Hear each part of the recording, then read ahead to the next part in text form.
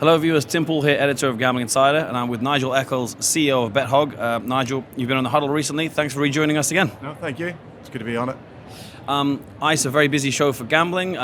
You're looking very much at crypto gambling at the moment. What are the kind of latest developments, maybe even anything new since we last spoke from your end? Yeah, I think one of the most interesting ones is something that people don't even think of as a gambling product, but I do, which is memecoins. We saw Trump launched one on Friday just before the inauguration.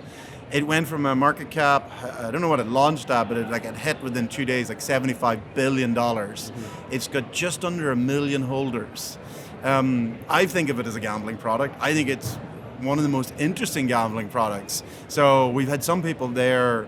In fact, there was one wallet bought $1 million pretty much at launch and sold it for $300 million within 2 days.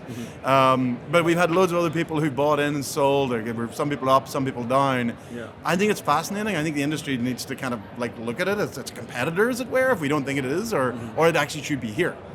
So I think that's one of the real developments we're going to see over the next couple of years.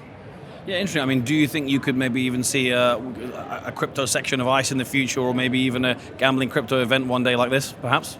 Maybe. It's quite funny because when you go to crypto events, they don't really talk about it because they kind of want to focus more on infrastructure or more kind of socially worthy things.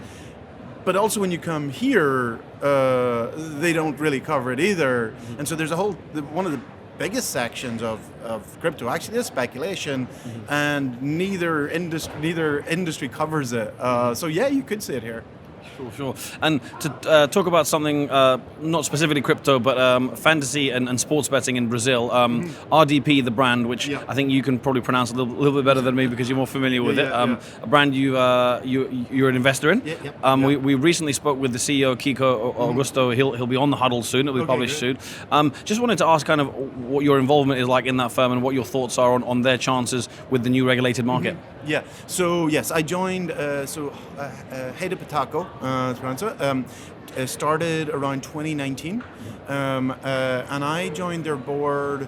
Really 2020. I joined their board and then helped them raise their seed round and then their Series A from the end of that year. So I've been really involved with them since pretty much the start. Incredible company, great founding team. Really exciting. Like they've been in that market now for 5 years, pre-regulation as a fantasy product. They now have a casino and sportsbook.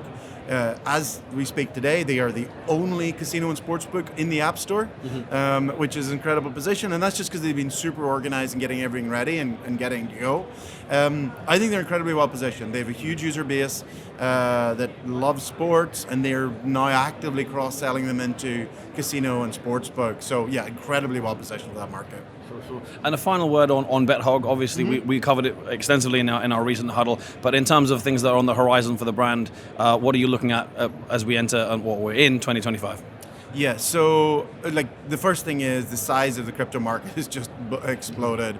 I think it's as we stand today, it's something like $4 trillion. But unlike say gold, which is 10 trillion, that's not sitting in Fort Knox. That actually is sitting in people's wallets that they can. And the people that typically have crypto, they tend to be young, they tend to be risk seeking. So they're perfect for crypto casino and sportsbook that we have. So the general market's great, and we are also seeing, the biggest operators like Stake are still doing incredibly well. What we want to do as a business is to continue to invest in the product, make it more social, make it sort of faster and more exciting, introduce new games that we haven't seen elsewhere. There's really a lot that you're going to see us do in the product. Another thing that we're really focused on is kind of this meta game, which is, hey, we carry Sugar Rush like everybody else does. How do we make playing Sugar Rush better on BetHog? And that's the meta game. That's the things that you do around it that we're going to be working on. Well, Nigel, great to see you again, and thanks for your time. Great, thank you.